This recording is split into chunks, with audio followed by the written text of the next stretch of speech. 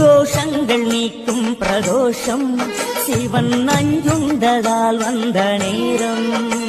நாம் செய்த தீவினைகள் யாவும் அந்த பிறை சூடன் அருளாலே தீரும்.